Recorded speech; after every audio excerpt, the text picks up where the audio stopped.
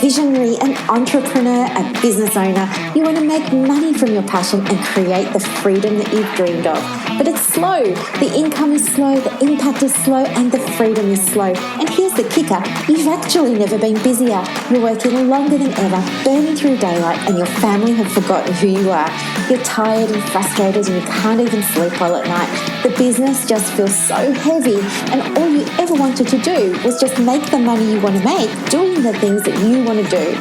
And that's where I come in. Hi, if we haven't met yet, my name is Dr. Storme, and I'm the host of the Business Acceleration Podcast, where we shift your business from heavy to light, time poor to time abundant, and from income lack to income growth. We're going to achieve it together with my 20 years experience as a psychologist, helping people just like you to break through their barriers. And we're going to throw in a little of the woo as well. So thank you so much for pushing play today. Let's begin. Hi everybody, and welcome to another episode of the Business Acceleration Podcast. G'day, my name is Dr. Storme, and it's so great to have you here today because we're going to be talking about how to use brain-based tools to leverage success in your business. How cool is that? Oh my gosh, I love it. And this is tied into obviously neuroscience, and then also psychology, and then also manifesting. So it's a bit of a triple threat type podcast for you today. So let's begin. Okay, so there's this lady that I work with at the moment, and her name is Lisa. And Lisa is a therapist, and she got into counseling because she, of course, always really wanted to help others. And so she'd spent a lot of time studying and learning how to be a therapist, and she focuses on trauma and things like that. But she comes to me and she's saying, look, I'm always stressed about something. And to be honest with you, she always is. And I've noticed that she always is complaining about something.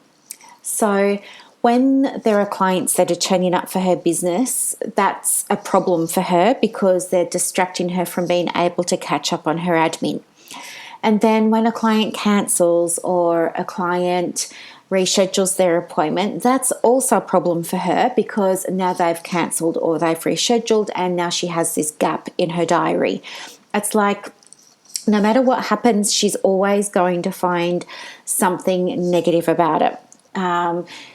There's also clients of hers that sometimes want her to do other parts of her job, which might be to write a report. Maybe she's got to write a report for a third party or for court or for a funding organisation or something like that. She also sees that as a huge inconvenience, and she feels very put out by that. And so, all of this stuff that's going on. She signed a lease on her premises about 2 or 3 years ago, and it's nothing but complaining about that. There's always something. Maybe she doesn't like the real estate agent that she's dealing with, or she doesn't like her neighbours, or she doesn't like the parking, or there's just always something. And so working with her as a coaching client, we've had to really do a lot of this inner work and a lot of the mindset stuff, because at the end of the day, her big drive is to live her purpose, and she believes that her purpose is really to help other people. She has this backstory herself where she wasn't treated so well growing up, and she had abusive relationships and things like that. And so at one point, she was helped very much by a lady who was a domestic violence worker. And that was what led her to want to pursue a career in a helping profession. And she chose counselling because that was what she felt was the area that she could be the most effective in. So that was all good. But what we're seeing is her experience of working as a counsellor to her has been really, really negative. But then again, even if I say to her, it sounds like you don't enjoy this role, it sounds like it's perhaps not aligned with your true purpose, because your true purpose wouldn't be upsetting you this much. and things like that, then she can switch and she can almost be quite combative in her thinking. Like ego kicks in then and wants to keep her nice and safe and protect her from whatever I'm throwing out there. And so then we have to deal with some of these other behaviors that then pop up. And it's really, really, really, really interesting to watch, because here is a woman in her late 40s who is really, really wanting nothing more than to make a difference in somebody's life. And yet her own experience of living her purpose is that it's not all it cracked up to be. And here's the thing. We were able to work together, and you know my approach. I integrate spirituality with psychology and business practices, and I call my approach acknowledge, acquire, and act. And we use this approach together, and it allowed her to be able to pivot her thinking and switch it around. And now she's able to just let go of the negative mindset that she had around her work, and she can come to work now and she can just enjoy it. And she's telling me this feels really weird, it feels really strange. It's what she's always wanted, but it's felt really strange. And now that we're able, her and I, to enjoy this new space that she's created for herself, we're able to reflect on what was going on for her back then. And for her, it was around this idea that success brings a whole bag of problems, like that saying, more money, more problems, I guess. In her mind, she had believed that when you become successful, and for her, success was when you achieve your goal. So when she achieved her goal of setting up her private practice, that automatically meant problems were afoot, problems were coming. She had to be ready, she had to be on guard, she had to defend them. And it also meant that she was going to be working really long hours, and it was going to be hard work owning a business, hard work running a business, hard work making money off it, problems. We're able together to understand where she, got this story from, and we're able to work through it. And now she has a new story that seems to be working out really, really well for her. And, good things are happening. And she keeps a sheet for me in Evernote now, and she shares it with me every week, and she's able to document what she's seeing that's actually going really well for her in her business. But here's what was happening at a brain level. So when we're talking about an experience of a negative mindset or an experience of a positive mindset, one of the key elements of this conversation is going to be talking about the role of a part of the limbic system called the thalamus. So the thalamus is really important because its role is all about, I guess, helping the brain conserve energy, helping the brain go on autopilot, things like that. So what it does is it selectively attends to information. Okay, it filters out information it thinks is not required, superfluous, not needed, all those sorts of things, and will only tune into what it believes the rest of the brain is needing to listen to. So, for example, at the moment, you're tuning into my voice and you're listening to what I'm saying more than you're tuning into the noise of other cars around you as you're driving, or more than you're tuning into the sound of people on the train around you as you're listening, or children in the background as you're preparing dinner and things like that. Your mind is focusing just on mostly one thing. That's selective attention. So what this means in manifesting, for example, or what this means in terms of your experience of business, is that where your attention goes, that's what you're going to see more of. For Lisa, her attention was on her story of all the problems that she's going to have when she's been successful in business. Her attention was on the negative things. Her attention was on having to do extra work now with these reports. Her attention was on clients turning up and that being an inconvenience, clients not turning up and that being an inconvenience, how she's not happy with her virtual admin, she's not happy with her client management software that she uses, right? All of these negative things. And so she creates for herself a belief, a perception, a mindset, if you will, that business is hard, business is yucky, we don't like it, but it's something that we've got to do if we want to hit this bigger goal of helping people. When you're trying to manifest something, for example, let's say you're interested in manifesting your business, the same rules apply. Whatever you're attending to, whatever you're focusing on, is what you're going to manifest. It's what you're going to see more of. So if you're giving more of your energy and more of your attention onto the things that aren't going well or the things that are bothering you, well, you're going to end up manifesting more of that that's bothering you, more of that that's not going well. So what do? Well, one of the things that you can do is shift your attention. Shift your attention onto things that are going well in your business. Perhaps you say things to yourself like, I'm pleased that I have a premises. I'm pleased I have clients. I'm pleased to have a website. I'm so thankful that I have on-site parking. I'm so thankful that somebody wants to work with me. I'm so thankful that, and so on and so on and so on. And it is hard when you're trying to change your mindset because your mind has a default and it always wants to go back to that space that's keeping you nice and safe. It wants to go back to its comfort zone. And you've created a set point in your mind of negativity and things not working out as being your safe place, despite some other part of you knowing that this isn't right, you don't like it, it's not comfortable, you don't want it, you want something to be different. Change takes time. And it takes you doing the work. You can't listen to a podcast and think things are going to change. You have to actually consciously shift your attention, and you do that incrementally. So what Lisa did was we got her on a plan where she started to write down 5 things that she was thankful for when she got to work. Okay, and we got her to write down 5 things in the evening that she was thankful for, and she did this for a week.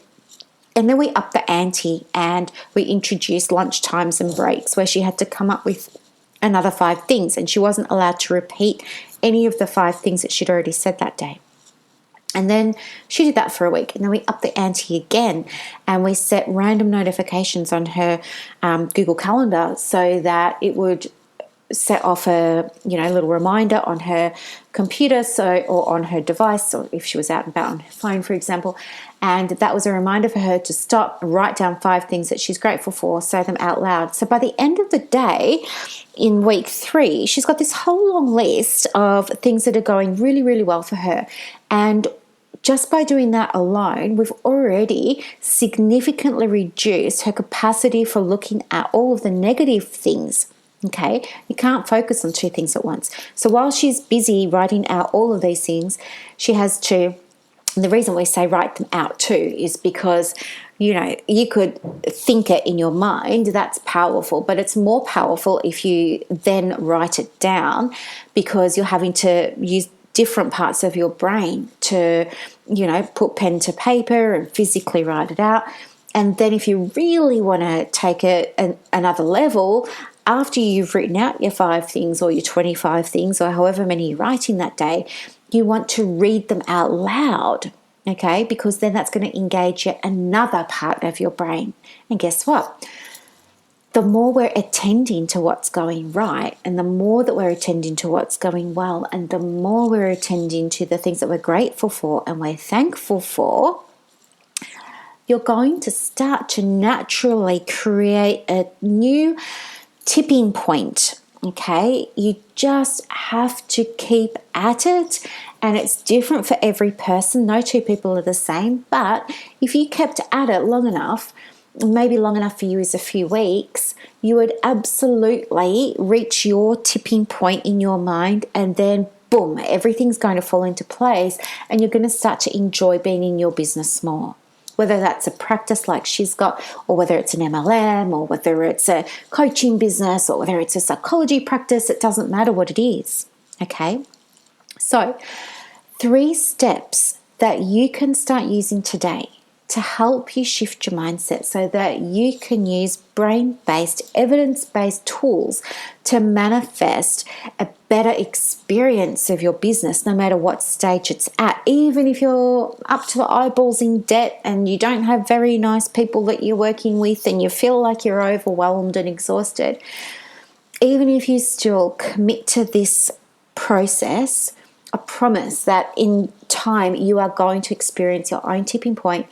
Things will start to change. The 3 steps that you use. Number 1, set your intention. Know why you want to make this change. Know why you want to start to experience something more positive in your business. Now, we're just talking about mindset here because I'm giving you the example of Lisa, but it could be anything. Maybe you want to talk about money. Maybe you want to say, well, I'm not so happy with my money at the moment, and every time the money's coming into the business, it's going out again, and I feel like I can't catch up. I feel like I'm in debt. It's really heavy, and I feel a lot of resistance to my bills and my debts and things like that. I want to change that. Think about why, and think about how things are going to be different for you once you do.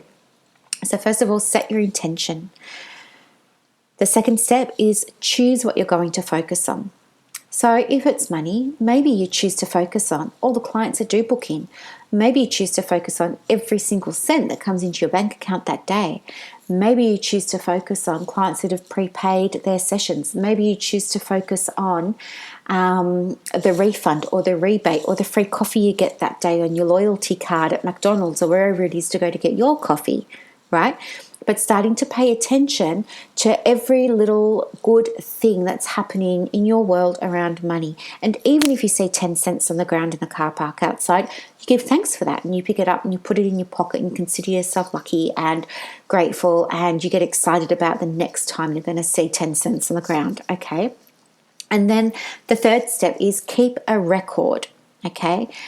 Keep a record of the things that you're saying that you're thankful for, and keep a record of how it's making you feel and of what's showing up in your business. And you watch, if you can do this and you do this for a few weeks, you're going to start to see a turnaround in things like how you rate your mood. So maybe you want to rate your mood out of 10, and 10 out of 10 is like happy, and 0 out of 10 is not happy, and everything else is in the middle.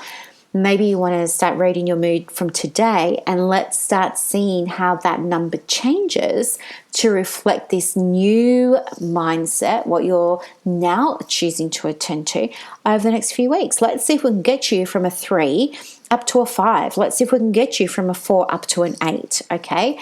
Whatever it is, let's see what happens, and just have an open mind and be excited and be coachable and be willing to take this task and really, really run with it. So the 3 steps again: set your intention, know why you want to make this change, choose the positive thing that you want to focus on, and keep a record. And be consistent with this, guys, and keep me posted, because I absolutely want to know how it works out for you, because this is a very, very powerful exercise. What you're going to do is you're going to change your set point in your brain neurologically by creating and reinforcing new neural pathways. That's so cool. It's like, you get the best of both worlds here. You get to indulge yourself in a little bit of the woo and in a little bit of the magic and the spirituality and stuff like that. Yet you also get to ground this technique in science, which helps us feel nice and safe. And, we tend to trust science more than the other stuff, don't we? So anyway, give it a go. Choose one simple thing to manifest this week, perhaps in your business, whether it's mindset, whether it's money, whether it's more time, whether it's a new attitude. choose one thing to change or to manifest, and let me know how you go. Now, guys, if you haven't subscribed to the podcast already, please do, and I'll tell you why. It's because we're nearing our 1000th download, and I'm super, super excited because I'm going to give away a prize to the person who downloads the 1000th episode. So it could be you. But in order for me to know who's downloading what, of course, you need to subscribe so I can see your name. And then I know who's going to be the winner. It's all very, very exciting. Thank you so much for listening. Also, as usual, I have put a freebie in the show notes for you. So go ahead and download that. Let me know what you think. Give me your feedback, and if there's anything that you would like some podcasting about, or a special topic of interest, or a problem that you'd like some guidance around, let me know, and I'll be more than happy to put something together for you. Thank you so, so much for listening, guys. Have a beautiful rest of the day. See ya. Thank you so much for listening today. I really hope that you enjoyed it and got a lot of value from it. Help me help others by sharing this podcast. And if you feel called to leave a review on Apple Podcasts, remember to let me know so that I can send you a very special thank you gift. Now go and build your dream business, and I will see you next time. Bye.